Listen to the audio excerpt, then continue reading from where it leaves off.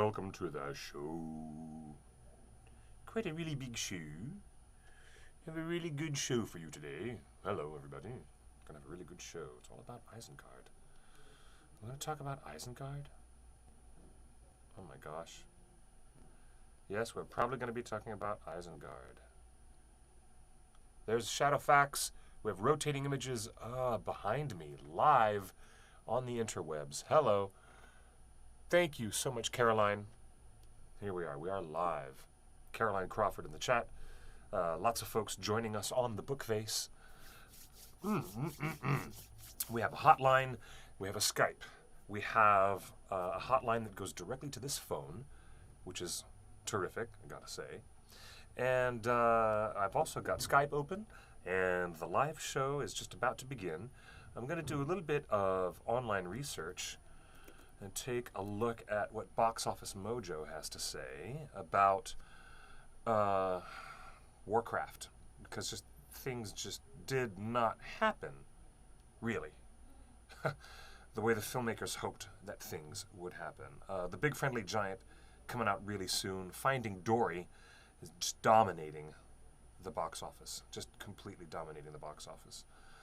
Not surprising, with the huge success of Inside Out last year, the huge success of Zootopia, and now Finding Dory, #1 at the box office yet again. All right. Hey, look, Frederick. Great page. We're doing our best. Lovely to have everyone here. This is Torn Tuesday. Hello, Focoina. I can see you there in the chat room.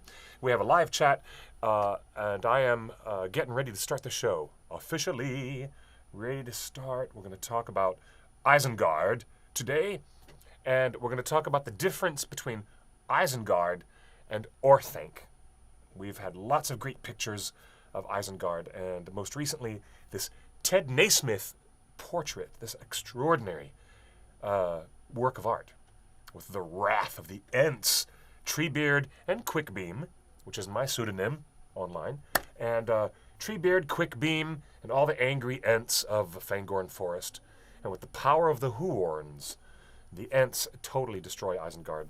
But I want to make sure that you guys know the difference between Isengard and Orthanc, because they are different things. And that is so cool. Now, the chat room that I see over there is the Facebook chat. I don't believe that it scrolls up. I wish it did, but it should scroll up. We have another chat room on Ustream.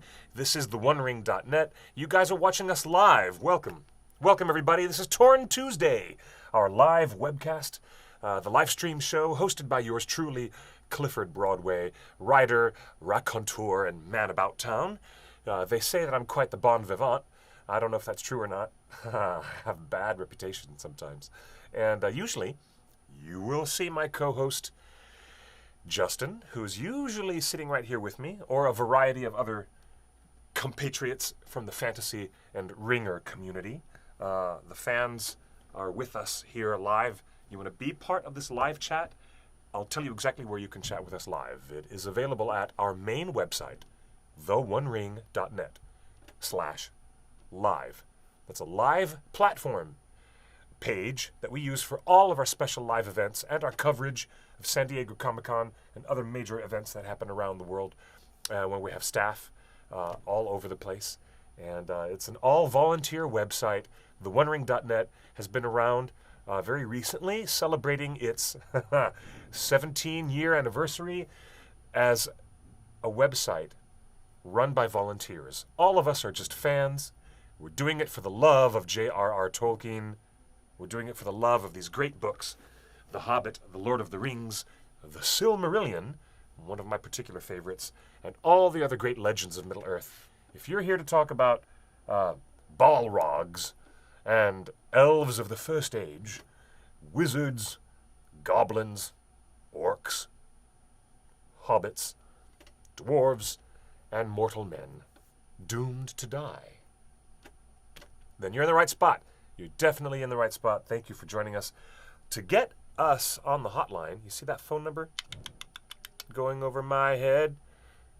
Yeah, that's going to come back around. It's area code 530, okay? 530-64-FRODO. That's right. 530, number 6, number 4, Frodo. For Frodo. Because it's always for Frodo. You can text me any of your thoughts. We're going to talk about Isengard. When we get to a later segment in the show, we'll definitely be talking a little bit about the history and the background of this very unique place. Isengard, which has a Númenórean history, a history with the great Númenórean men of old, who lost all of their wisdom and their wealth, and they lost their entire continent, and all the gifts of the Valar. They lost all of it. But they're responsible for Isengard, and the Tower of Orthanc, which is within the Ring of Isengard.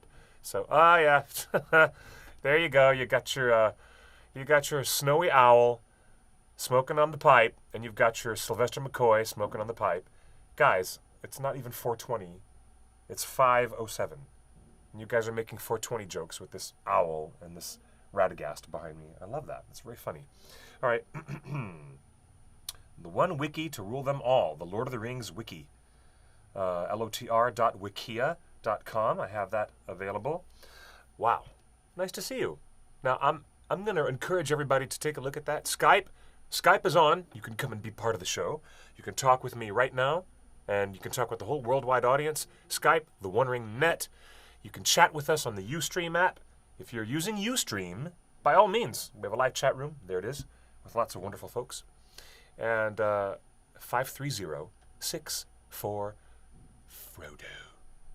For Frodo. Got to do it twice. Had to do it twice because it's that good. Fantasy movie making is the top news of the hour. Fantasy movie making. Warcraft, the son of David Bowie, was the director of Warcraft, this massive $150 million budgeted video game adaptation extravaganza, directed by Duncan Jones, who is actually the son of David Jones, the real-life name of the greatest rock and roll star who ever lived, David Bowie. Long may his name live in the great stars above us. But what happened? This is the question. What happened to Warcraft? Digging around right here on Box Office Mojo, I'm taking a look and seeing what Conjuring 2 looks up to scare up a #1 box office, and that was the news on June 9th. And it's true. The Conjuring 2 actually did get a #1 finish. For the box office weekend that began on June 9th, Brad Brevitt at Box Office Mojo had said, let's take a look at this. Finishing second was Universal's Warcraft that opened its box office doors with only 10.7 million. Only! Look, Batman vs. Superman opens with 76 or more, 80 million. You get opening weekends for some of these blockbusters, which is out of control. Warcraft, hopefully, will make all of its money back when you consider overseas box office, especially in Europe and in Asia. Combine all those numbers together internationally, Warcraft will make its money back. But here in the U.S., we're broadcasting live from Los Angeles, as we always do, courtesy of Meltdown Comics in the heart of Hollywood, and the wonderful live streaming network ShopXSN, which is a really cool shopping network for cool geek stuff. Yeah, we're going to talk Isengard history. Y'all going to love it. I know. We all going to love it. But let's talk about this for a moment. Warcraft finished with a 10.7 million, and according to Box Office Mojo, he says, a better start than expected, as it is now looking to open around 27 million for the whole weekend. Okay, so that was just 10.7 for the opening day, just for the Saturday morning update. That was counting for what Warcraft had made on Friday night. So going down here, he says, weekend preview. The weekend offers up the 16th and 17th wide release sequels of 2016 in the form of Now You See Me 2 and The Conjuring 2. Meanwhile, Warcraft delivers the year's third video game adaptation with one more on the way. Wow. Okay. Warcraft, however, is looking like it's mostly going to be an international play for Universal, and the film's financiers has now topped 168 million from overseas markets, including record-breaking numbers in China, while eyeing a lackluster domestic debut. The most interesting title this weekend is Universal's Warcraft. Okay, listen to this, guys. Budgeted at a reported $160 million, but carrying a rating on Rotten Tomatoes of 21%. 21%. We ain't had nothing but Rotten Tomatoes for 3 stinking days. As the Uruk-hai would like to complain about eating maggoty bread. Do you believe that? Okay. It's nuts. That is like 21% Rotten Tomatoes for Warcraft. One would expect that the anticipated $22 to $25 million or domestic opening weekend in the United States for video game adaptation to be a sign of doom and gloom. While it's nothing to celebrate, the film's performance internationally so far is quite impressive. In China, Warcraft already amassed a record opening of $90 million plus, bringing the international gross to $168 million. Wow. The film is performing well in Russia, France, and Germany. Okay, to my French and German and Russian fans, bravo. Thank you for supporting fantasy filmmaking. But look at this. It opens up in more than 20 international territories, including Korea. Also helping ease the pocketbooks is the fact that the film was funded by a myriad of investors. As for that domestic release, and I know I've got an audience in the UK, I have an audience in Africa, I have an audience all around the world, even in South America. I'm really glad that you guys are here. Hey, scroll up. Yeah, thanks, Jerry. There's Neil Monday. I see you, Neil. Neil is my good buddy. We have some wonderful friends in Indianapolis, in Indiana, in the heartland of the United States. I can see you guys live in the chat. It is so cool. And I'm glad that you guys are looking forward to this discussion every week. But let's talk about this for just a moment. It says right here, there is industry expectations seem to be about right, but there's no way to accurately nail this one down, as unaccounted for fans of the Warcraft franchise of games could show up in support of the film, though Mojo's informal Twitter poll is any indication that isn't likely to happen. So that was the projection. Warcraft jumped off to a strong start on Thursday evening with 3.1 million, okay, which was a little less than what Pacific Rim from our buddy Guillermo del Toro. He went immediately from The Hobbit and could not be the director for the Hobbit films. So where did Guillermo del Toro end up working? He worked on Pacific Rim. That was his next film that he did. In fact, one of our actors, who was Rob Kaczynski. That's right. Rob Kaczynski, who was cast in the role of Feely, was replaced at the very last minute by Dean O'Gorman. And as we know, Dean O'Gorman did a great job with Aidan Turner for 3 films, being the Keely and Feely characters, the youngest, ostensibly speaking, the youngest of the dwarves of Thorin's company. And then you've got this Rob Kaczynski jumping over from working with Guillermo del Toro in a Hobbit film, which ended up not being made with either of those personnel. And then Kaczynski and del Toro go and work together on Pacific Rim. Those are the threads of connection. But back in July 2013, Pacific Rim opened with 37.2 million. Okay, 37.2 million. Now let's take a look at the actual, that was just the forecast. The forecast for Warcraft was, let's see how it can do. But where did it end up? Finishing second at the domestic box office was Warcraft, which outperformed Mojo's tweet forecast. Interesting. But it underperformed based on what is expected from a film which cost Universal Studios $160 million and David Bowie's son, Duncan Jones, who is quite a capable director. Like, if none of you guys have seen Sam Rockwell in Moon, that's right, Moon. It was a science fiction film, very stripped down, like minimalistic character piece, but it's on the surface of the moon. And it was directed also by Duncan Jones, and it has the voice of Kevin Spacey, as the voice of that AI that's on the moon base, and an outstanding performance by Sam Rockwell. You want to see some really great sci-fi, and if you want to think, okay, is Duncan Jones a really decent director who knows how to handle fantasy and sci-fi, then look no further and watch Moon. It's really awesome. Oh, who's that behind me? Hey, looks like the eyeballs of Viggo Mortensen floating behind me. All right, no, that's not Vigo anymore. It's actually Sean Astin and Elijah Wood. I've got hobbits hiding behind me. Now, to finish off this story, okay, with an estimated 24.35 million on its opening weekend, the video game adaptation only got $7,000 per theater, and it was a 27% drop from its opening day already. The flip side to its domestic performance in the US, which was underwhelming, Warcraft stomped all over international box office and cranked 285 million already grossed worldwide, including a $156 million from China. Hello. How about that? Warcraft in China, very, very, very popular. How about that? It's intriguing. Okay, this is the most recent example of how important it is for major American studios to continue their outreach in distributing films in mainland China.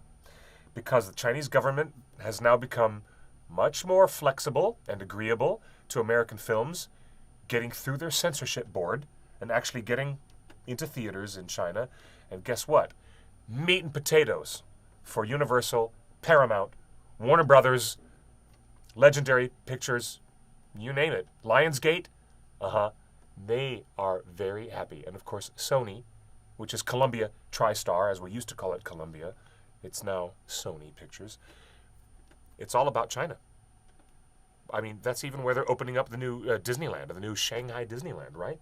Like, it's all about the money, chasing down the money in the Chinese marketplace. And that is where Warcraft really found its audience. Now, I am assuming that there's millions and millions and millions of users, players who are on the Warcraft platform, but maybe the movie is a couple of years too late. Remember, it was about 3 years ago, maybe, when South Park did that fantastic spoof of Warcraft players who stay trapped in their basement and, just eat fattening foods and sit at their desk all day talking on their headpiece and clicking and Warcraft, and, they don't even get out and get sunshine or get exercise. You remember South Park having a very good parody of those Warcraft fans, but they did not, within the United States, they did not come to the theater and put their money down. It's quite likely that these online gamers just tried to download an illegal copy. Bad form. Okay, so it says here, including the estimated 156 million from China, and after only 5 days of release, it says with that performance, Warcraft topped Fast and Furious 7, which is actually called Furious 7, to become the fastest imported film to reach the RMB 1 billion mark in China. It only took 6 hours to hit the 1 billion mark in RMB, which is the Chinese currency. Warcraft served as the most recent example of just how important it is for studios to think globally when it comes to high-priced blockbusters. Okay, all right, intriguing. All right, so enough about that. So fantasy films deserve our support, which is the underlying point that I'm trying to get at. Before we, yay, nice to see you guys in the live chat. I'm really glad. I see you, Karen, Jose. What is this? Well, this is our Live Torn Tuesday. Okay, hello, Jose. And for any of you folks who are just joining us right now, welcome to the live show. I can see some chatters over there on Facebook saying, what is this? So, it's an innocent question, and it's very good to have innocent questions. For all you innocent hobbits who are just experiencing this, we've been doing this live show for over 4.5 years. It is a live stream show happening from Hollywood, California. We're here in Meltdown Comics and Collectibles, which is a very big retail store with wide-ranging tastes and wide-ranging inventory for all of your geek and nerdy pleasures. There are toys, action figures, and collectibles all along the east wall, a massive retail showroom with books, so many books. And like Bilbo says in the movie, I miss my books. I miss my home. I miss my chair. And I miss my books. Well, I love my books. I got my books right here. Comic books, graphic novels, the greatest stuff. All of nerd culture is in this nexus of Meltdown Comics. And they let us have this wonderful live stream show every week. And we talk about things that are happening in the world of Tolkien. We'll talk about the history of Isengard and the Tower of Orthanc in this episode. We're going to get to that in just a little while. And in the meantime, I'm going to make sure everybody knows that there is a hotline on this phone, 530-6437-635. Is that it? 530, number 6, number 4, Frodo. So this is really, really cool. Awesome sauce. I've got my trusty tablet here looking up some details from the interwebs so we can talk about how badly Warcraft performed. I have one last point to make about this before I continue to get live chat responses from the Ustream chat and the Facebook chat. Great to have you guys participating on the show. Why do films like Warcraft do better overseas? This is exactly the question from our hotline. TheOneRing.net has an active hotline. You can call in, you can send a message, come on in, be part of the show. Why do films like Warcraft do better overseas? Did The Hobbit do better overseas than here in the US? I am really glad you asked that question. Returning once more to boxofficemojo.com, watch this. I've got Hobbit numbers for you, and I've got comparative numbers to let us take a look at the US box office versus China. All right, searching the site for Hobbit, whoa, look at that. The Hobbit, An Unexpected Journey. Wow, okay. Its total domestic gross, just in the US, was $303 million. Wow, okay. The total domestic gross for The Desolation of Smaug was $50 million less. $258 million, right? The Hobbit, The Battle of the Five Armies, its United States domestic gross was even less. So the Hobbit movies started with here and then made a little bit less and then made just a little tiny bit less money domestically, $255 million in the US for Battle of the Five Armies. Wow, this is remarkable. Now, let's take a look at worldwide. Just as an example, and to get to your question, looking at the international box office, foreign box office for The Hobbit, An Unexpected Journey. In China, it made a total gross of 49.7. Wow, 49.7 million. That's not that huge. And that certainly does not compare to the the 303 million that An Unexpected Journey made. The most money in foreign markets for AUJ was 88.8 million in Germany. Wow, that's terrific. 88, and then of course in the United Kingdom, a very close second with 78.6 million. All right, let's go back another step, and let's compare the last movie in the Hobbit trilogy, which would be Battle of the Five Armies. Its domestic United States box office was 255.1 million. Okay, and that was released December 17th in 2014. And let's take a look at China.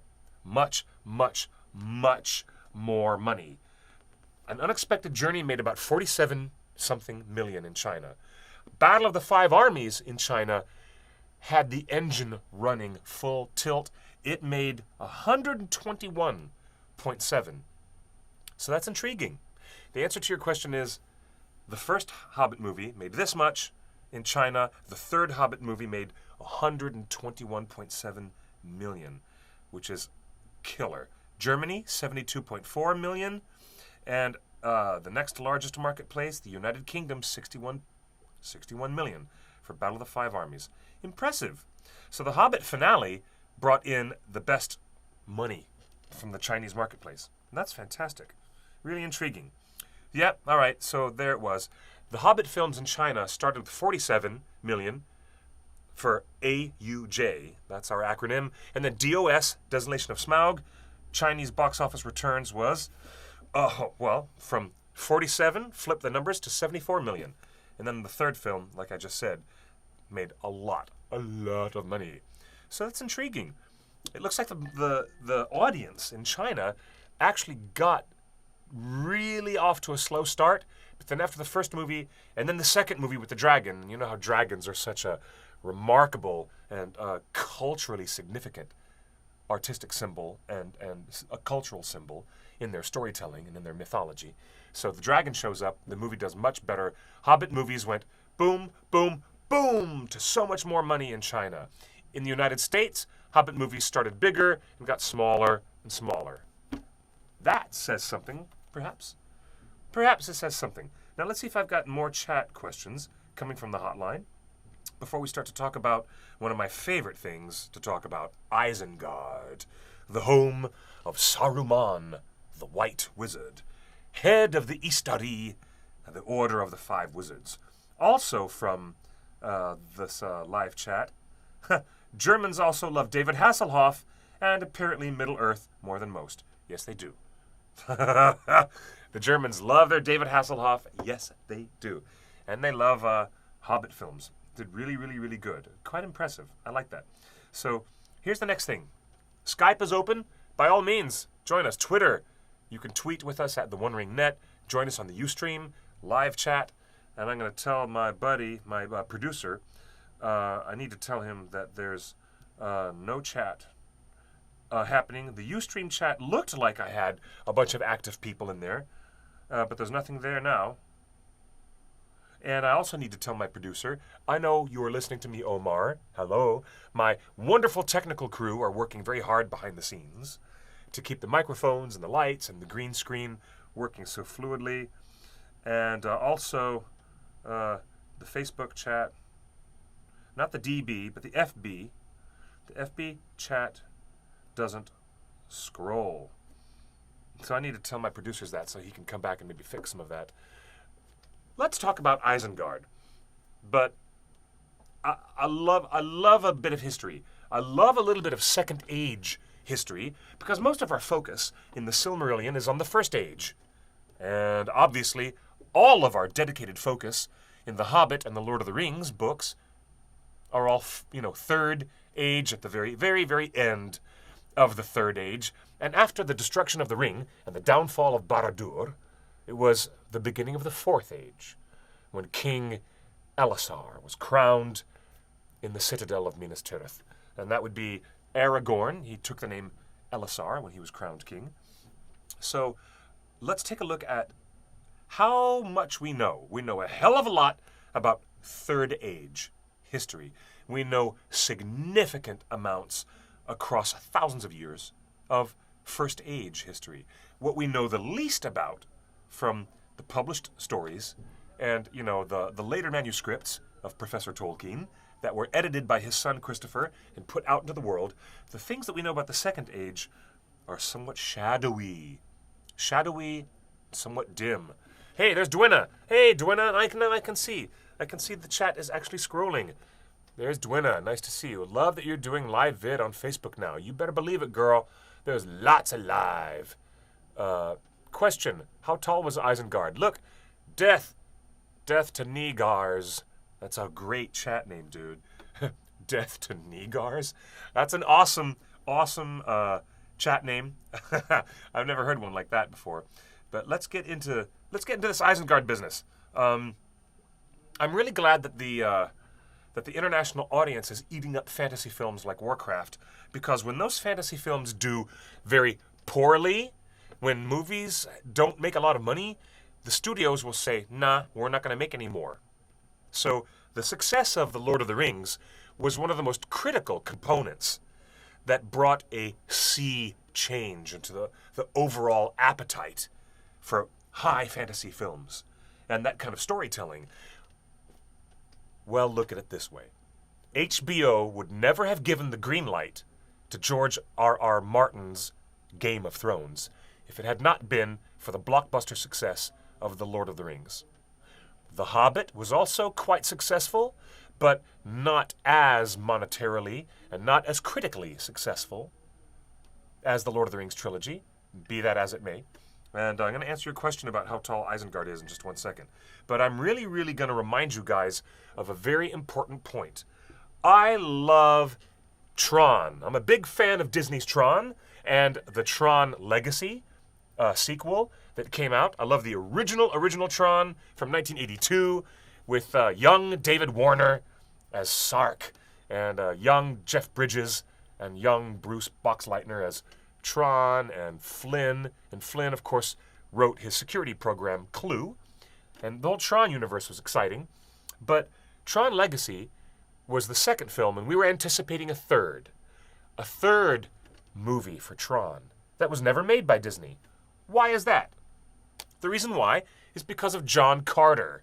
The unbelievable turkey of John Carter, which really should have been called John Carter of Mars, but they didn't even put that title in the freaking movie. Funny, Death to Neegers. All right, I got you. Got your name spelled properly in the chat. If you don't go and support a movie like Warcraft, the way that people did not go and support a movie like John Carter, that makes a movie studio say, oh, wait a minute, these sci-fi films are tanking, so we're not going to make them anymore. We can't trust the marketplace because Mars Needs Moms was a film that tanked. They lost a lot of money. John Carter was an exorbitantly expensive sci-fi extravaganza, and it tanked. They lost a lot of money. That is the reason why they're not making a third Tron movie. Even though the script is written, it's been in development for years, and it's really cool, and everyone's really interested. Me, I'm one of those fans within that fan base who's like, wow, yeah, I'm so into that. So into that. But look at it this way. If the money's not there, the studio's not going to make the film. So if Warcraft in North America doesn't make a lot of money, this is my final thought about this. If movies like How to Train Your Dragon make really, really good money, then great. DreamWorks Animation loves that, and they will make more of them. You know the system. Hello, Stargate Geek. It's nice to have you on the chat. Warcraft doing great overseas, but doing very poorly in the United States, does not spell good news for video game adaptations. So I'm just saying. One final word of warning. Anybody remember Final Fantasy, The Spirits Within? Remember that movie? Yeah, reach way back in time, all you millennials out there, and see how that movie did. I'm just saying. So if you want to have more sci-fi, then you should support the sci-fi films that are out there. If you want more fantasy films, then support the fantasy films that are there. Otherwise, that's just not going to happen. They will evaporate from the marketplace sooner than you can say knife. So that's my last word on that. Question for you after the Isengard discussion. Okay, all right, I'll get to that question after Isengard. How tall is Isengard? Wow, all right. It was built in the Second Age. Isengard was a valley that was nestled within the southernmost arms of the Misty Mountains. Now, the Misty Mountain Range is pretty much like, the Rocky Mountains of the United States. It is the major mountain backbone through the continent. It is called the Continental Divide, actually, and once you get on one side of it, the continent is divided this way to the east, and the Great Plains, the flatlands and the grasslands, the Great Plains, and then on to the eastern seaboard. And there's another mountain range, the Appalachian Mountain Range, but it's a very small mountain range compared to the Rockies, the Great Rocky Mountains.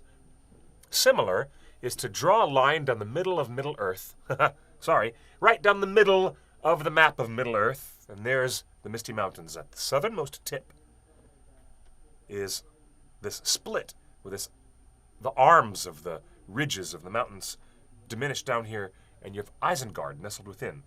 So Isengard was the fortress that was built within, I believe it's called Nan Kuranir. That was the later name for it.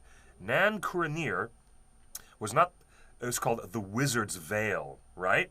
Built in the Second Age, Isengard and the gardens and the orchards, believe me, there were hundreds of beautiful trees, fruit trees, pistachio trees, plants, lots of orchards and gardens in this beautiful ring, a protective dike and a water protection dike and a wall of Isengard built around it. And the Tower of Orthanc, which is not the same thing as Isengard, the Tower of Orthanc was built also by the Númenóreans right there in the very center of this beautiful geometric circle within the Wizard's Vale, called Nan Kuranir. These were the Númenóreans who were in exile. Okay, remember, they were in exile. after the destruction of Numenor. Its location is the northwestern corner. This is funny the way they've written this. The northwestern corner of the southern kingdom of Gondor. Remember, Arnor was the kingdom in the north, near the Shire, Arnor, and down in the south was the kingdom of Gondor. Okay? You guys know your history. It guarded the fords of Isen. The Isen River was the river that came out of the base of the Misty Mountains there. And it was to protect from enemy incursions into Calanarthon, and together with the fortress of Helm's Deep to its south, protected the Gap of Rohan. The Gap of Rohan was this area of land in between the White Mountains and the southern tip of the Misty Mountains. Hey, how you doing, Stargate Geek? Oh, you were trying to prank me? Death to Neegers? Wait, what? Okay, I don't get the joke, okay? I'm reading in between the lines of your nickname. Death to Neegers. Neegers? I don't get it. All right, there may be a good prank in there, and I'm sure there's some delightful wordplay in there, but I'm sorry, I think I've missed that one. Now, back to our Isengard discussion, all right? This is so cool, and I'll tell you. It was originally part of the realm of Gondor. It was a fortress belonging to Gondor, and it was under political governance and under the control of the kings of Gondor, and then later on, the stewards of Gondor. Okay? It is also called Angrenost. That's the other name for it. Angrenost. Iron Fortress in Sindarin. So, for all you folks who know your Elvish, and you know the difference between your Quenya and your Sindarin, or Sindarin,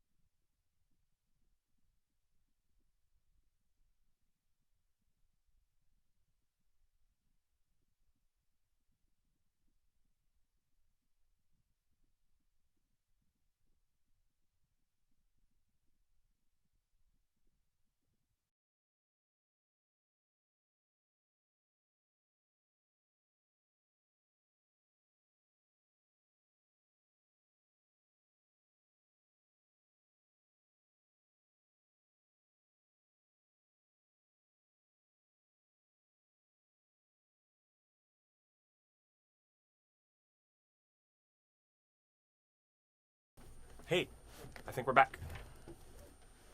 Good times.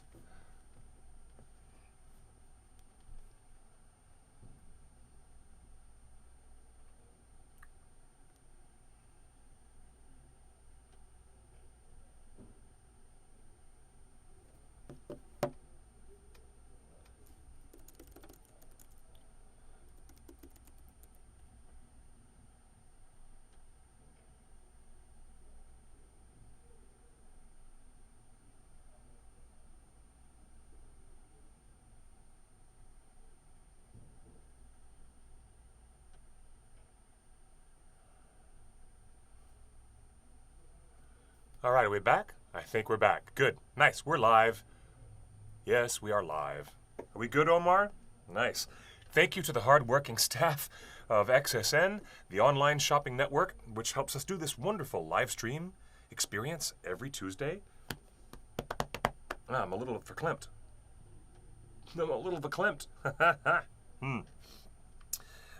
This is awesome. We're actually live, back on the air. Hello. I can see that there are chatters with us on the live Facebook page. There's a lot of chatters. Hey there. I cannot see the live chat from that screen. It's not going on this screen, so I'm not seeing the same chat. But you know what I will do, since I'm thinking about it? I will go into TheOneRing.net/live, and that's where I'm going to be able to... Hey, Alex. We'll have you on the show in just a minute, but not right at this moment. You can Skype in and be on the show in just a minute, but not just yet. All right, let's take a look at this chat. Is this chat working here? Social stream? Hey. Log in to access. Oh, I can't use that chat. All right, so I see there's a lot of people talking in that chat room over there, and I cannot read the details of it because it's so far away. Let's see. Never mind. That's okay. So as we continue our conversation about Isengard, and it's nice to be back. Thank you, everybody. Really nice to be back. Take a look at this. The discussion about Isengard and how tall it is, it's an intriguing conversation because you look around on the internet and you'll find some contradicting information about exactly how tall Orthanc is. We are talking about Isengard as we were just in the middle of getting to really good nitty-gritty details about the history of this remarkable fortress, a fortress that was built for one purpose by the Númenóreans who were in exile in Middle-earth during the Second Age. And even though this amazing place, the Ring of Isengard and the Tower of Orthanc, although it was built for one purpose, it was used much later on by Saruman the White Wizard for a very different purpose. Yes. Yeah, don't you just love technology? We had a great live stream show, and then all of a sudden it gets barfed out and we had to reboot the whole computer. It's not the first time this has happened to me. Happens all the time. Welcome again, everybody. This is the live show called Torn Tuesday, our live stream to talk about hobbits and wizards, goblins, dragons, elves, dwarves, and men, and all those interesting other things that happen in the world of Middle-earth and J.R.R. Tolkien's amazing legendarium. But we also talk a lot about other fantasy and sci-fi as it suits our crazy whims. And it's just a off-the-cuff conversation right here today with live chatters, live response, and interaction with the people in our chat room, and another chat room that's going live right there on Facebook. Welcome, Facebook viewers. Great to have all the Facebook family here, and you can watch our show every week, every Tuesday, at TheOneRing.net/live. Do you think there will ever be any more Lord of the Rings or Hobbit movies? Well, Gordon, I'm glad to hear that question, because we are asked that question every week, all the time, over and over and over again. And I may not be able to answer it more succinctly than this. No. No more Lord of the Rings, no more Hobbit films, because they're done with that. And the licensing from the Tolkien estate, which is very, very protective of the other bodies of work written by J.R.R. Tolkien, they will never let the Silmarillion, well, last week, Justin had this feather in his hat about how long before it takes the Silmarillion to become public domain. So there's a lot of contention and some very unclear legal stuff going on about whether the Silmarillion will become, public domain in my lifetime or in yours. But that's another conversation for another day. If you'd like to take a look at our YouTube archive, by all means, go ahead and look on YouTube channel that we have for the TheOneRing Net and look at some of the Torn Tuesday live streams that are available for you to check out in the archive. And we talk quite a bit more in detail about that. All right, this is awesome. Now, I do not think the possibility of more Hobbit films or Lord of the Rings films will happen in the next 10 years. Personally, and this is just my uneducated opinion, I think that there's going to be an effort to make other films or maybe other TV series that work within the stories of the appendix, multiple storylines in the appendices at the back of The Return of the King. I think that Warner Brothers might dig their gold mine in that area before they start trying to reboot or remake The Hobbit or The Lord of the Rings entirely. What's going to happen within 10 years? What's much more likely, my Facebook friends, is that Peter Jackson might go back and take all this extra footage that he has sitting around from the Lord of the Rings trilogy from over 13 years ago, and all this extra footage he has for The Hobbit, and I think that he might do a real George Lucas routine, as Justin has often said, on this very show. And he might just Lucas crazy make a super duper extra special extended edition that even goes beyond the existing extended editions. And if that super edition of the Middle-earth saga becomes reality, then you're going to get a home video release of all 6 films, and they will be augmented, changed, and, just made even more, as if people didn't layer enough complaints against The Hobbit for being rather overstuffed and rather bloated. That was a common criticism, not necessarily mine, but there was a common criticism that was leveled against the Hobbit films, that they were already bloated. But instead of them going off to remake a whole new Lord of the Rings franchise, I think within 10 years we're going to see Peter Jackson revisit all 6 of his Middle-earth films and make what would be, the ultimate George Lucas edition with all the changes. And imagine a lot more footage added to the Lord of the Rings. Imagine everything with more effects and more of a score from Howard Shore. And yes, it's very likely to happen. So let's get back to the Isengard conversation. Since we were talking about Isengard at the top of this show, well, we talked about the poor box office performance of Warcraft. I'm a big fan of Duncan Jones. I love his directing work on Moon, and I think he's a really talented director. And he's got some balls. He's got cojones to actually take on Warcraft and do an adaptation. It just, I'm more intrigued by the movements of the water and the currents in the marketplace, in the fantasy marketplace. Come here, Casper. Special guest, Beat Boy dancer and championship dancer from the world over extraordinaire, Casper is right here, ladies and gentlemen, joining us here on Torn Tuesday. What you doing, buddy? Good, man. How are you? What are you doing? Now, let me ask you real quick, since we were just talking about this. Sure. Americans don't go and see Warcraft. They just avoided the movie. But then you go to China, and it makes $265 million. Tons of money. Everybody wants to see it. Do you think that the fantasy fans right here in America should really support the fantasy films? Yeah, absolutely. I think Otherwise, the studios are going to stop making them. they're going to stop making them. Yeah, absolutely. See? That's what I'm thinking, right? Did you see it? Warcraft, no. You didn't see it yet? No. See? Somebody emailed me, a good buddy, said, hey, I've got a pretty decent copy. I'll send it to you from BitTorrent. And I'm like, yeah, that's cool, and I appreciate that. But I'd like to put my money where my mouth is. Absolutely. As far as being a fanboy. Ladies and gentlemen, right down here. Lean in. You're in the frame. This is Casper. He's the most awesome. You're going to be doing a segment, a show later on tonight? Not tonight, no. Not tonight? All right, but we'll see you. We'll see you in a little bit. All right. It's a pleasure to see you, buddy. Take it easy. This guy's awesome. Watch out. He's got killer moves. This one. All right.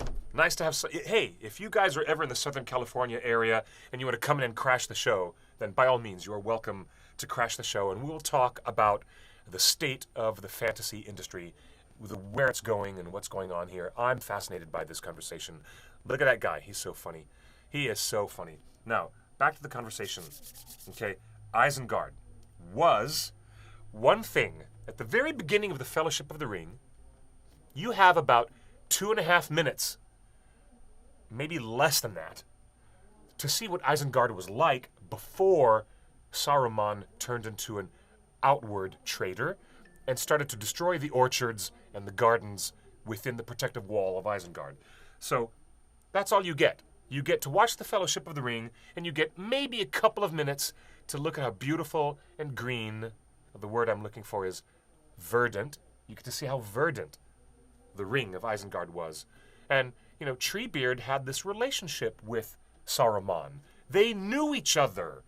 They were buddies. Saruman was always gathering knowledge, scoping around the land. What was he looking for? Well, we know that Saruman was looking for information about the One Ring. And he was looking everywhere for it. So it is within the realm of believability that a Maiar spirit from Valinor, who's put into a human form as a wizard to go and head the Wizards' Council and be the head of all the 5 wizards, Saruman would go and seek knowledge and seek some of the greatest wisdom with his next-door neighbor, Fangorn. That's right. Treebeard's name in Elvish is Fangorn, and the elves revered the Ents. In fact, it was the elves that started the business of waking up the trees, as Legolas explains. It's so fantastic. So imagine this rich and rewarding friendship between good guy Saruman, even though he was secretly making his plots and plans to look for the missing One Ring of power. But he was buddies with Treebeard and all the Ents, and that's why Treebeard has the dialogue that he has when you watch The Two Towers. He says, a wizard should know better. He's just completely blown away that someone who was supposed to be a guardian of Middle-earth ended up being Mr. Destructo and wanted to rip them all down. It's my favorite line. The trees are strong, my lord. Their roots grow deep. And Christopher Lee very succinctly says, rip them all down. Ugh. Isn't it fantastic? He's just the greatest actor. He was so good as Saruman. But the history of Isengard starts off very pleasant, and then it becomes weird. It gets pretty weird pretty quick. So let me see if I can get through this. Isengard consisted of a circular stone wall surrounding a broad plain, in the center of which was the Tower of Orthanc. Isengard had only one gate, and it faced south, straight south, towards the White Mountains. It's fantastic. The river Angren, or Isen, began at Methadras. Methadras behind Isengard, which also formed its northern wall. The other 3 sides were guarded by a large wall known as the Ring of Isengard, which was only breached by the inflow of the river Isen at the northeast through a portcullis, and the gate of Isengard at the south, at both shores of the river. Isengard was at first a green, and beautiful tower complex, with many large trees and grass fields fed by the river until the river was dammed by Saruman and blocked up and dammed up. After the wizard's defeat, however, Treebeard and the rest of the Ents made it a vivid green area again after destroying the walls and the dam and renaming it the Treegarth. Right. That's right. The Treegarth of Orthanc. That's what they called it. So let's touch upon some of the history. During the early Third Age, the land of Calanarthron became depopulated, and the last warden of Orthanc, a warden who was instituted by the King of Gondor, he was recalled to Minas Tirith. Isengard remained guarded by a small company led by a hereditary captain, much as happened in Aglarond at the time. Okay, back to the question of how tall Orthanc was, allegedly 500 feet tall. All right, and someone on Quora.com has a little article that I just dug up. It says, how tall was Orthanc really? italicizing the really. And it says the reason for the question is that Gandalf says that he was taken to the top of Orthanc, where Saruman used to watch the stars, up a stairway of many thousand steps. And that's an actual quote from the book, many thousand steps. Assuming that many reasonably means 5,000 steps, and given that the traditional height of a step riser is 7.75 inches, 7 3/4 inches. It sounds like we're talking about a wand in Ollivander's wand shop. You know, cherry wood with a phoenix feather inside, 7 3/4 inches. It's where you go and buy your magic wands, right? In Ollivander's in Diagon Alley. So that calculation of 5,000 as an estimate, 5,000 steps at 7 1/4 inches for each step, gives you a height of 3,229 feet. Now, Burj Khalifa, the tallest building in the world, in our primary world, is 2,700 feet, and you really don't want to get to the top by going up the stairs. Certainly not just for a look at the stars. Is Gandalf exaggerating wildly here? Thank you. Or is Tolkien kind of out to lunch? Yeah, I don't think Professor Tolkien was ever out to lunch when it comes to numbers. So, here you go. How tall is Orthanc? You guys remember now the distinction between Isengard and Orthanc. Orthanc is the obsidian tower of black chiseled rock that stands at the very center. Isengard is a circle of sheer rock that enclosed a valley as with a wall, and in the midst of that valley is a tower of stone called Orthanc. It was not made by Saruman, but by the men of Numenor long ago. And it is very tall and has many secrets. Okay. All right. Let's look at the two towers for an exact answer. Okay? To the center, all the roads ran between their chains. The chains in that ring, that stone ring around Isengard. There stood a tower of marvelous shape. It was fashioned by the builders of old, who smoothed the ring of Isengard, and yet it seemed a thing not made by the craft of any men, but riven from the bones of the earth in the ancient torment of the hills. A peak and an isle of rock it was, black and gleaming hard. 4 mighty piers of many-sided stone.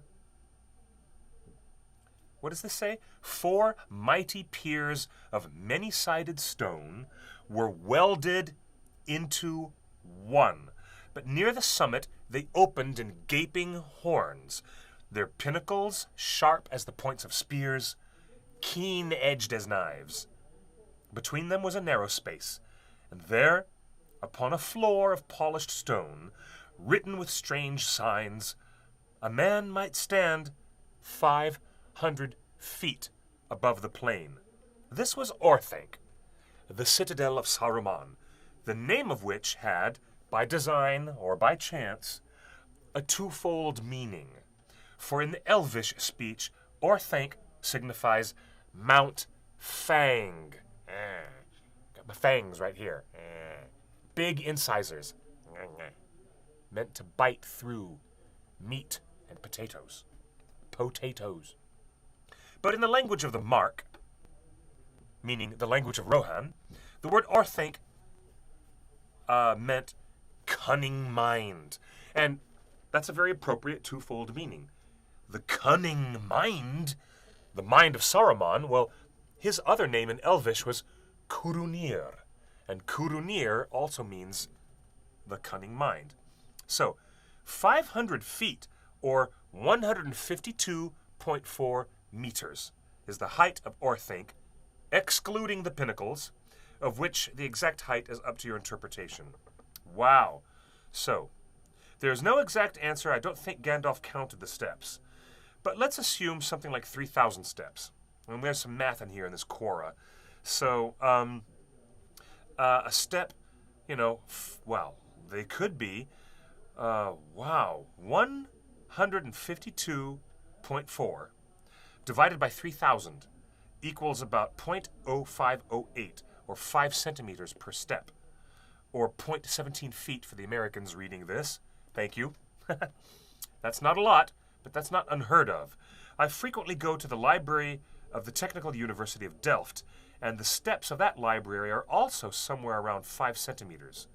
Yeah, and then there's a picture of the library at Delft. So that's intriguing. So, you know, considering that steps don't need to be 7 3/4 inches in your regular step distance, they could be much shorter steps. So there you go, 500 feet tall for the Tower of Orthanc, and according to the descriptor, the descriptive language that Professor Tolkien gives us in the Two Towers, there were 4 grafted pieces of stone that were put together like this. So, remarkable. How I really wonder, don't you, Justin? As a matter of, you know, civil engineering, I really am curious. I wish I would have been there at the time when the Númenóreans were building the Tower of Orthanc. It would have been so cool. So, the land of Calan-Athron was given to Eotheod by Cirion, steward of Gondor, and it became Rohan. So all the land north of the White Mountains and to the west of Minas Tirith, it was referred to as Calan-Athron, but it was given to one of the descendants of Eorl, the Young. And this descendant was Eotheod. Yeah, I know, those Rohirrim names are kind of wacky, but roll with it. It kind of sounds like you're getting through your Beowulf, which is what Professor Tolkien was most interested in, right? All that old Middle English. A lot of the Rohirrim language and dialect is a direct draw from early Middle English, and that's why you get these funny words like Eotheod. I just love saying that. So here we go. Isengard remained a part of Gondor, and the company of Aglarond removed to the northern fortress. And that means the northern fortress way up in Arnor, way up north in Eriador, okay? Although the rest of Gondor almost completely forgot about it. The small guard, a little bit of guardsmen remained in Isengard, the circle, and the Tower of Orthanc, but then they started to intermarry with the Dunlendings, because Dunland was, you know, just 30 miles immediately to the east of that range of the mountains that came down, the southern spur of the Misty Mountains. And Lord knows I know my geography of the land around here. So the small guard intermarried much with the Dunlendings until the whole place, all of Isengard, became a Dunlending fortress. That's right, the wild men of Dunland, who Saruman gets into this like rabble-rousing speech with them and says, the soldiers of the Mark stole your children and burned your villages. Let's go and get our revenge on them. And so they go, rah! And so in the extended edition of the Two Towers, remember this, Justin? You know, they're like, we are with Saruman. So Saruman has an army of Dunlendings and an army of Uruk-hai that he bred for his purposes, his evil purposes. Now, I'm getting a text. Hey, I'm getting a text from the hotline. It says here, in the Unfinished Tales, it tells of Cirion giving the land to Eorl. Yes, it does. But those manuscripts were part of the problem. Professor Tolkien did not finish those manuscripts, and he did not finish them to his satisfaction. And he did not reconcile all those details of the history. Like, you know, it says that in Unfinished Tales that Professor Tolkien was toying around with the idea of giving, you know, Orthanc and Isengard to Eorl the Young.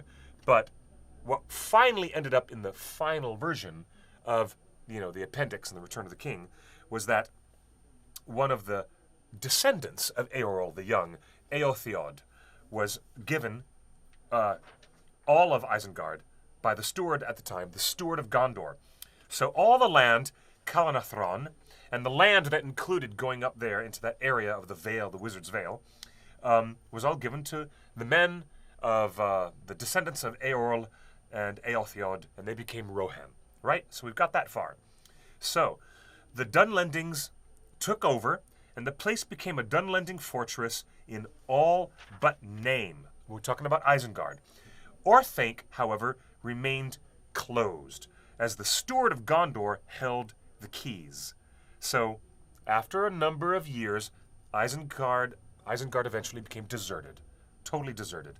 Now, during the rule of Rohan's king Daor, it turned out that Isengard had become openly hostile to Rohirrim. Interesting. Using Isengard as their base, the Dunlendings continued to raid Rohan during Daor's son Gram and his rule over Rohan. Okay? Now, during the rule of Gram's son, get the connection in your Rohirrim family tree, because the son of Gram was Helm Hammerhand. That's right, Helm Hammerhand. The same guy that got Helm's Deep named after him, all right? Follow me. Keep up with me now. Okay? During the rule of Gram's son, Helm Hammerhand, a Dunlending lord, Freka, and his son, Wulf, nearly managed to destroy all of the Rohirrim. The Rohirrim eventually they won the battle, they took Isengard, and they kept Isengard, and they guarded it on behalf of Gondor. So it goes all of that time, blah, blah, blah, blah, blah. During the time of the steward of Gondor, Beren, Saruman the White suddenly reappeared from the east. He shows up, and he offered to the steward, hey, let me move in. I can guard Isengard for you. I'll take over Orthanc. Can I have the keys? So Beren gladly said, sure, here you go, Saruman, you're my buddy. Here's the keys to Orthanc. Be my guest, be my guest, put the service to the test. So the steward of Gondor gave Saruman the keys, said, be my guest, it's all yours.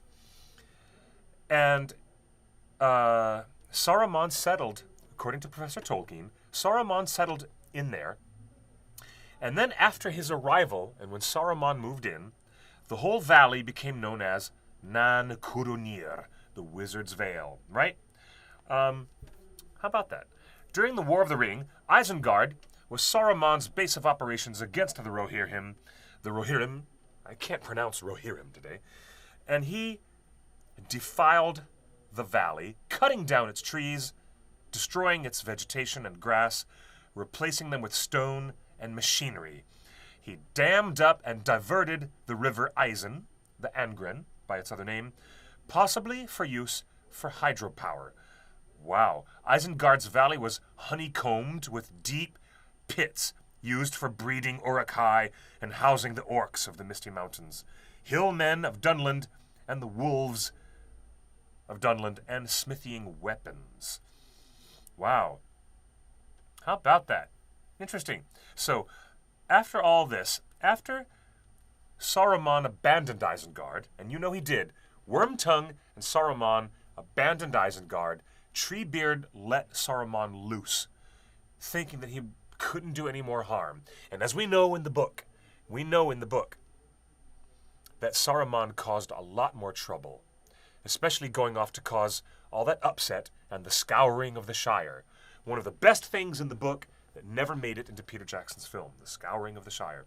That's because Saruman ended up getting killed on that spiky wheel incident. Remember the spiky wheel incident? You can only see it in the extended edition of ROTK.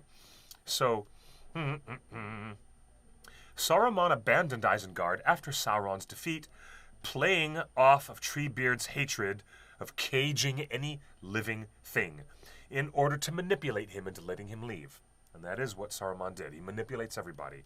It was planned by Sauron that Isengard would be given to his loyal ambassador, the Mouth of Sauron, after Saruman's demise. Well, that didn't work out for Sauron or the Mouth of Sauron. And it didn't even work out for Saruman, did it? Not in that way. So early in the Fourth Age, Isengard was restored, and Treebeard replanted many trees.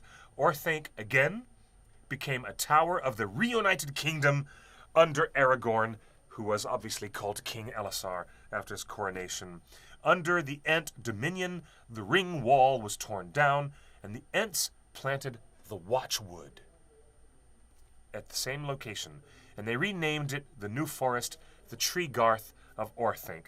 Saruman's pits and caverns were filled, and the land was healed. The valley was now filled with trees, and a small lake was constructed near Orthanc. A nice pond. A little bit of summer boating. A little bit of summer boating for you. The valley was given to the Ents by Aragorn to do with as they wished, granted that they would keep watch upon Orthanc and preventing anyone without permission from entering it. And that was one of the smartest things that King Elisar did. You know that, Justin? I'm talking to my producer, who's right here, off screen, that King Elisar gave the Ents complete authority and control to run Isengard and Orthanc as their own little place, their own little dominion. Isn't that cool? Now, but they couldn't go inside. Yeah. They protected the tower from other people from going inside. So they never went inside, though. We don't know that. That's not mentioned. We don't know if the Treebeard or the Ents ever went inside. They can't go inside. What, they had the keys? But the doors are too small. Who knows? Why would any Ent want to go inside a stone fortress? They don't do things like that. They're connected to the soil and the earth. But at least they would guard over it. They couldn't even go inside. Okay. Here we go. Here we go. So it's really, really nice to get all these active chatters. We've got 300,000 viewers on Facebook, which is stunning. It's really fantastic to talk about the lore and the legends of Middle-earth with you guys. Hey, Cliff. Drew here. Hey, Drew. My buddy Drew from Rhode Island. Nice to see that you're watching here tonight. The Skype name, if you want to come in on Skype, you'll see that rotating on the little caption floating above my head. We're on Skype at TheOneRing.net. You can always join us at one combined word, TheOneRing.net with no dot. Yep, that's how you can. Skype is on. Spirited Book. Hello, Alex. If you wanted to come and talk on Skype, it is open. And here you go. Now, how did, here's a live question from the live hotline. How did Peter Jackson filter through all the books and the appendices and determine what stories to use that are not in the original and where to place them? Okay, Charlie Oswego from New York. Hello, Charlie Oswego. It's really great to have you on Torn Tuesday Live. Really quick, the most interesting comparison between the 3 Hobbit movies and the 3 Lord of the Rings movies is the difference between distillation and addition. Do you understand? The Lord of the Rings had this much, 1,200 pages of text. 1,200 pages of text. Like, boil your eyes in that for a minute, why don't you, okay? Fran Walsh, Philippa Boyens, and Peter Jackson had the job of reducing or distilling the Lord of the Rings down to a manageable story. A manageable story that would work over 3 films, and they'd be 3 separate films that would be at least self-sustained, but they'd also be pieced together as part of a bigger story. How you doing, Spirited Book? We're going to bring you into this conversation in 1 second. Do you think? Take your time. Let me finish this thought. How is it, according to this question, how did they filter through the books and appendices to determine what to use? Well, they knew the story very well. They had a great example of an adaptation of The Lord of the Rings that already existed from the 1978 adaptation by Ralph Bakshi. That's right, the weird, psychedelic, animated The Lord of the Rings that was released by United Artists in 1978.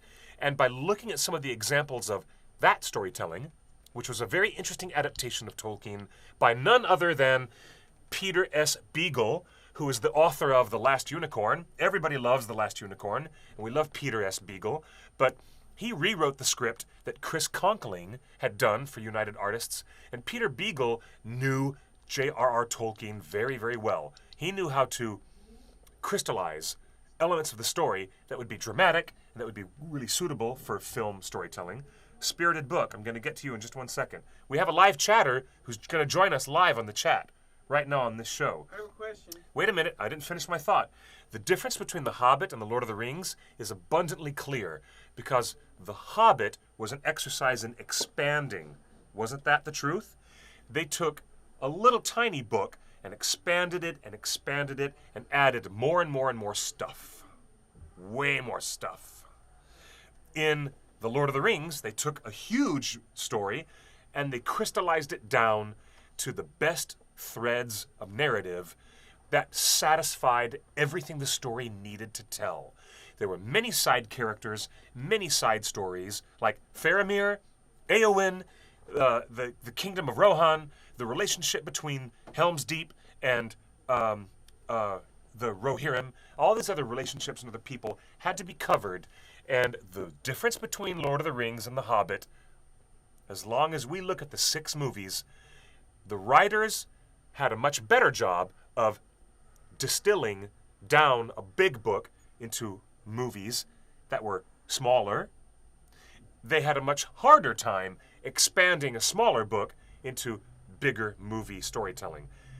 The results are something that fans still have. I don't know, hang on, people were just saying. I've got the stream going, everything's streaming just fine. But let me just say this. Sorry, continue.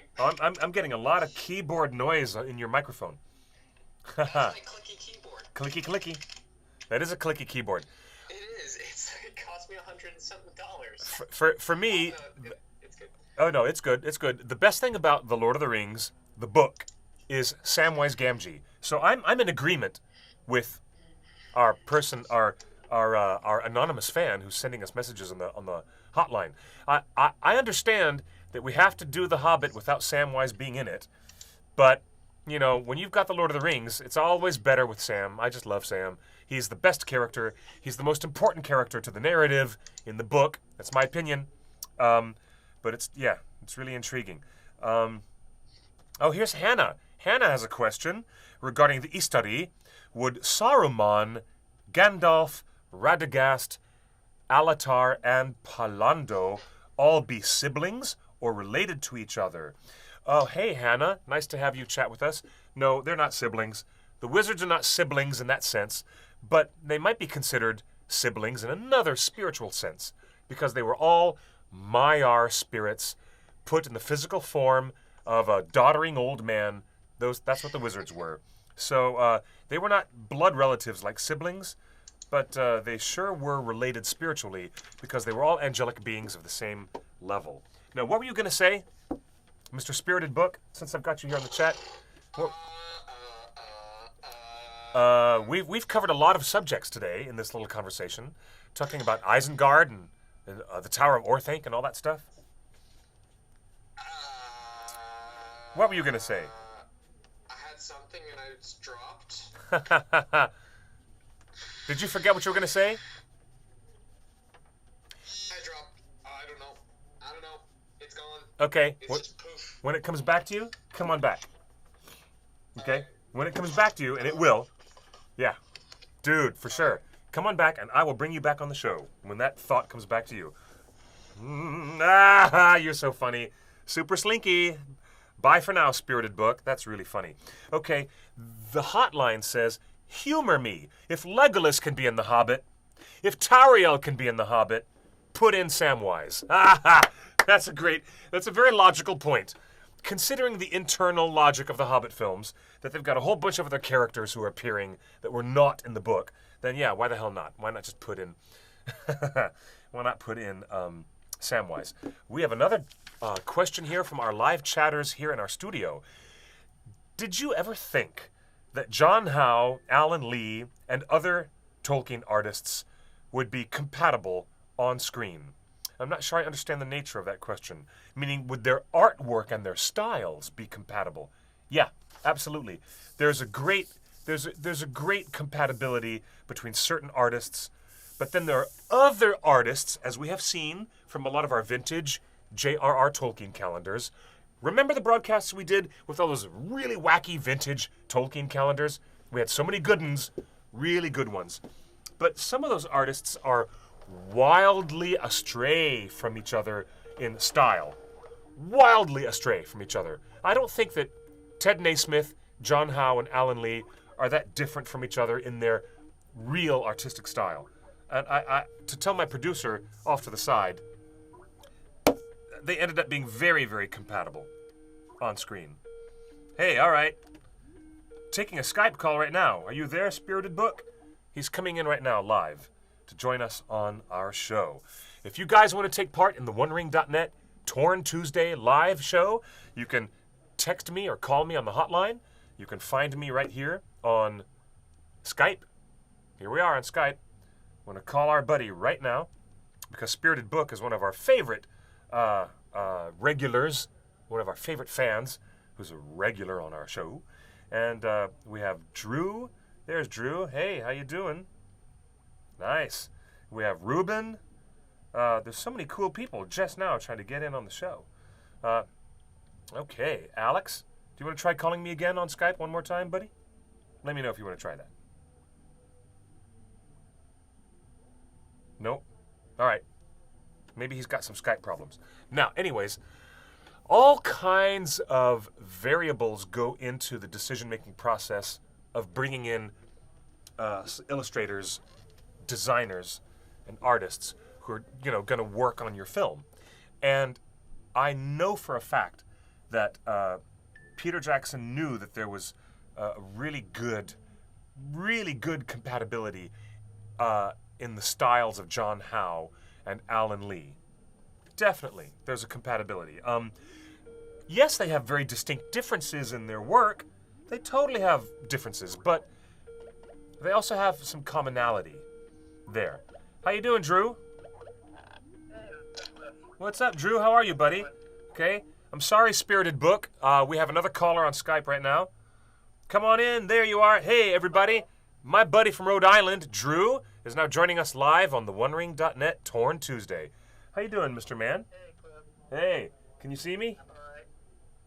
No, I can't. Wait a minute. Gotta click on the button. Can you hear me? Can you see me? There we go. There you are. All right.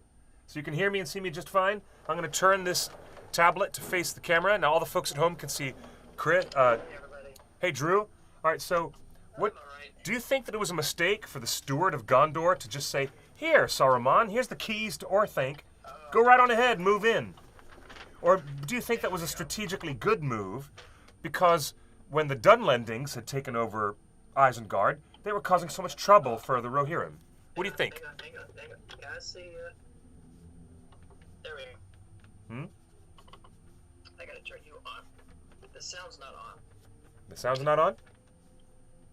Okay, hang on. do you hear me now? Now you can There hear we me. go. That's because I There we accidentally hit mute, okay? All right, Okay. let me ask that question again. Since we're talking about Orthanc and Isengard, do you think it was a good idea or a bad idea for the steward of Gondor to give the keys of Orthanc to Saruman and say, "Yeah, go ahead.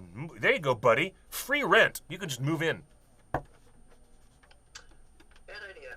It turned out to be a very bad idea, but at the time it seemed a really good idea. Here's a question. Was Yeah. Steward of Gondor under the influence of Sauron at that time? I haven't thought of that. Yes, sir.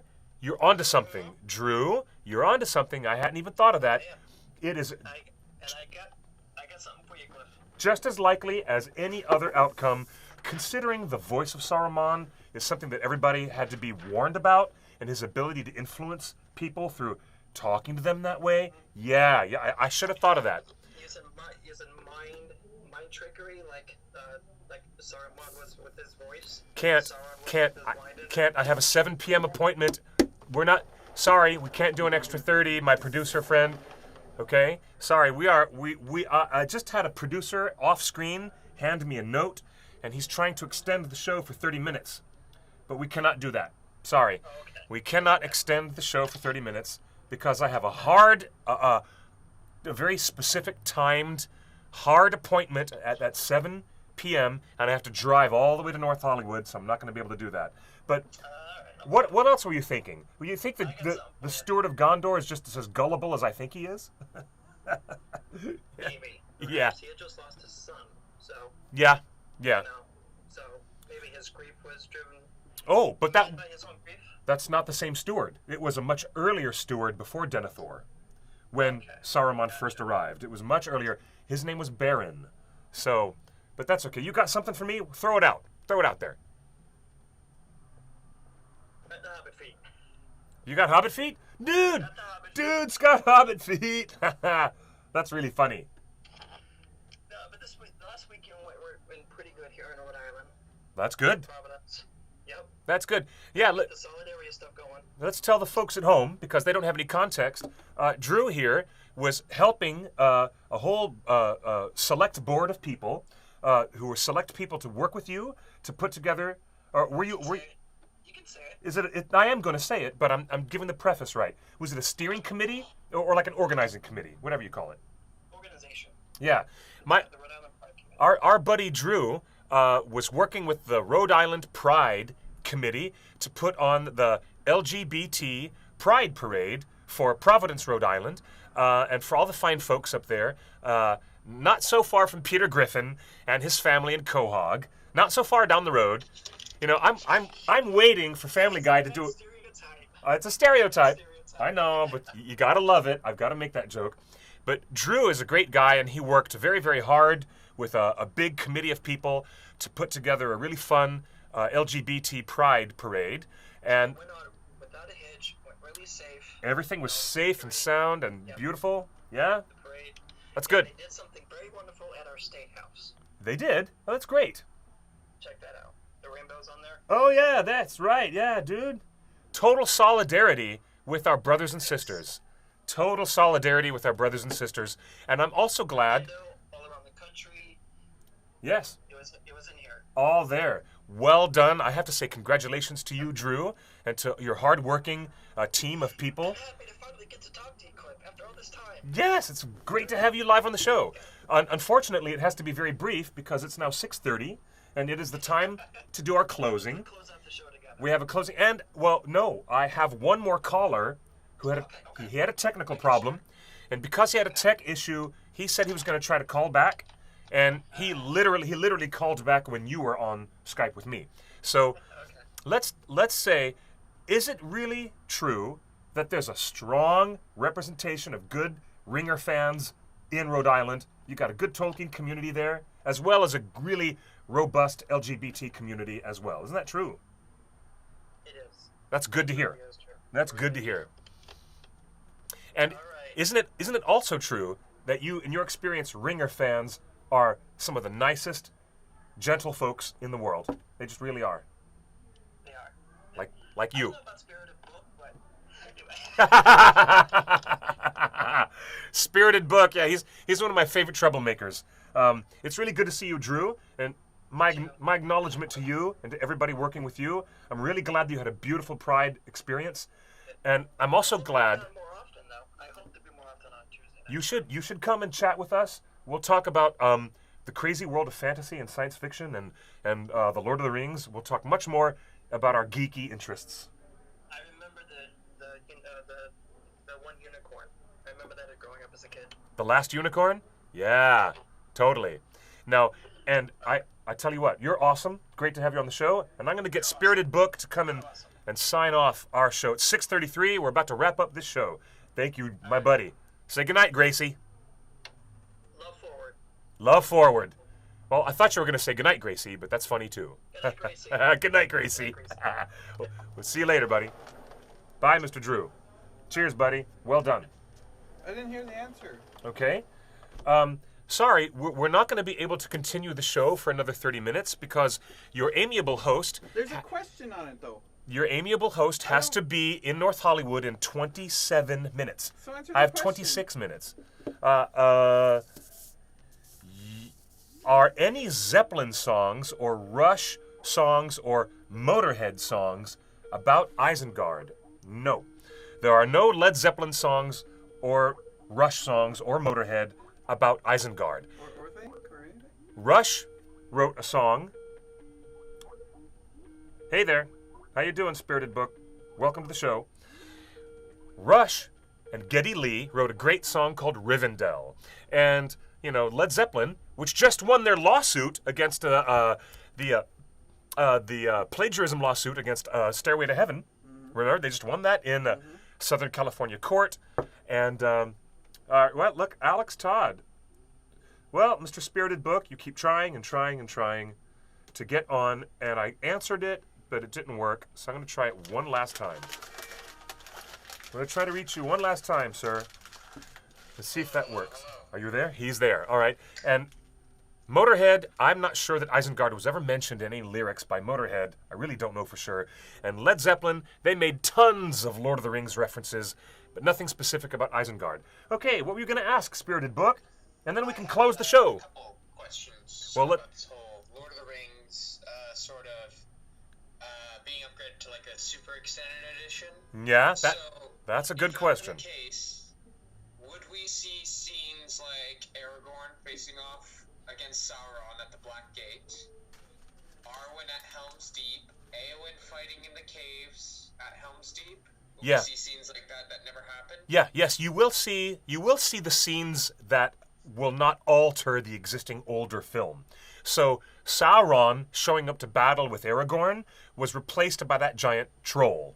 So that will never be changed because there's no way to end the battle with Aragorn and Sauron. It doesn't end.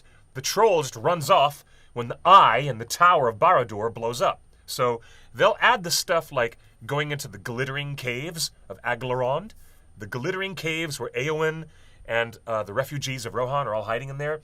They'll show that stuff if that super extended Ultra edition comes about, but they're not going to do fundamental changes where, Aragorn has to fight Sauron now at the Morannon. That's not going to happen. So what's the next question? And then my final question was, the Silmarillion movie, we know it's not gonna happen, but say, like, how many or so years the rights changed, or something were to change, would we want to see Peter, this is from, like, something on social media I saw, and someone was like, oh yeah, here's a poster of the Silmarillion movie, and people in the comments were like, oh yeah, so on and so forth, and someone said, oh, Peter Jackson shouldn't direct the next one. So I'm thinking, okay. And now I agree Peter Jackson maybe shouldn't direct it, but what kind of director should direct it? Someone like Peter Jackson who's done fantasy films in the and war-like films, or someone in action fantasy films, or someone who's maybe done something similar to maybe a biblical film or a spiritual film sort of style, basing it off of the Sills sort of style and how similar it is to the Bible, for example. Great question. Really great question. And I wish we had had this question at the top of the show instead of me desperately trying to close the show down. Because I could talk to you about that for 20 minutes. I could. And I only have 0 minutes to talk about that. So opinions will differ. Your mileage may vary. But I would have been so happy to see Guillermo del Toro give us his version of The Hobbit. I'm still getting messages on the live hotline from people saying, why did PJ have to start all over again when Guillermo del Toro and the design team had already done so much legwork and pre-visualization work? So, in my opinion, I would like to see a director different from Peter Jackson.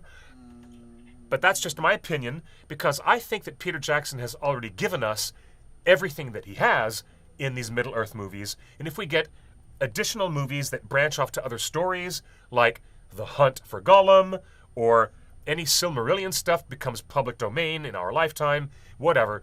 If any of those things happen, I would be totally down to let another talented person, maybe a protege, that Peter Jackson has a developing relationship with a young director, trying to mentor them, and, hey, I love Neil Blomkamp and his directing on District 9 and all the stuff that he did. Didn't he do Elysium? I love that stuff.